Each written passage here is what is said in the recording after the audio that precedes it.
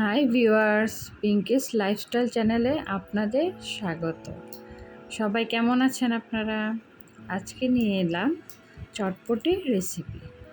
চটপটি খেতে কার না ভালো লাগে, আর সেটা যদি হয় ঘরে তৈরি, তাহলে তো আর কোনো কথাই নেই। তো সবাই দেখে নিন রেসিপিটা, আর অবশ্যই আমাকে সবাই সাবস্ক্রাইব করবেন, লাইক করবেন, কমেন্ট করবেন, শেয়ার করবেন। ধন্যবাদ সবাইকে। চটপটি রেসিপিটা এবার দেখে নিন। প্রথমে আমি 250 গ্রাম মতো ডাল নিয়েছি।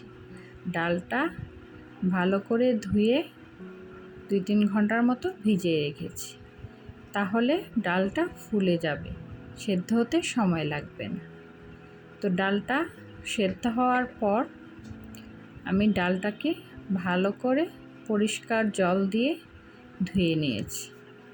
দেখুন ডালটা কত পরিষ্কার দেখা যাচ্ছে। ডালটা ধুয়ে নেওয়ার পর একটা পাতিলে আমি 4 কাপ মতো জল দিয়ে দিয়েছি। সেই জলে ডালটা দিয়ে দিলাম সেদ্ধ হওয়ার জন্য। ডালটা সেদ্ধ হতে হতে আমি অন্যগুলো তৈরি করে নেব। ডালটা সেদ্ধ হওয়ার পর দেখাবো। এখন দেখুন সবগুলো আমি আগে থেকেই তৈরি করে নিয়েছি।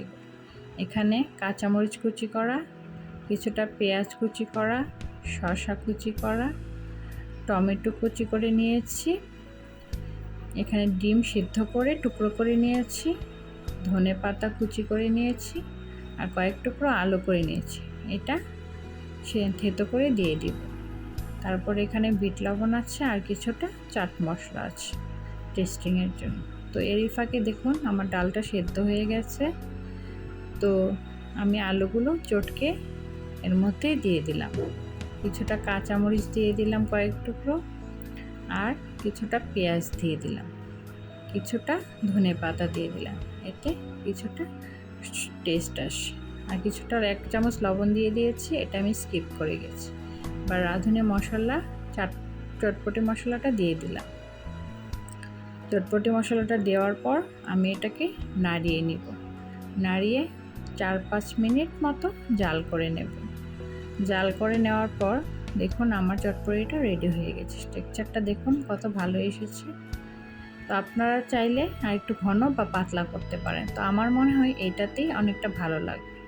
একটা বাটিতে সার্ভ করে দিচ্ছি। এখানে আমি তেঁতুল জলটা আগে রেডি করে রেখেছিলাম, এটার লিংক আমার আলাদা দেওয়া আছে। তো এখানে আমি কিছুটা চাট মশলা আগে মিক্সচার করে রেখে নিয়েছি। তারপর কিছুটা পেঁয়াজ দিয়ে দিব, কয়েক টুকরো শসা দিয়ে দিব, কয়েকটা টমেটো টুকরো করে দিয়ে দিব, তারপর কয়েক টুকরো কাঁচামরিচ দিয়ে দিব, কিছুটা ধনেপাতা কুচি ছড়িয়ে দেব, কিছুটা বিট লবণ দিয়ে দিব টেস্ট মতো, এটা যার যার ইচ্ছা মতো। এটা সব কিছু একসাথে মিশিয়ে ডেকোরেশন করার জন্য কয়েক টুকরো ডিম দিয়ে দিব।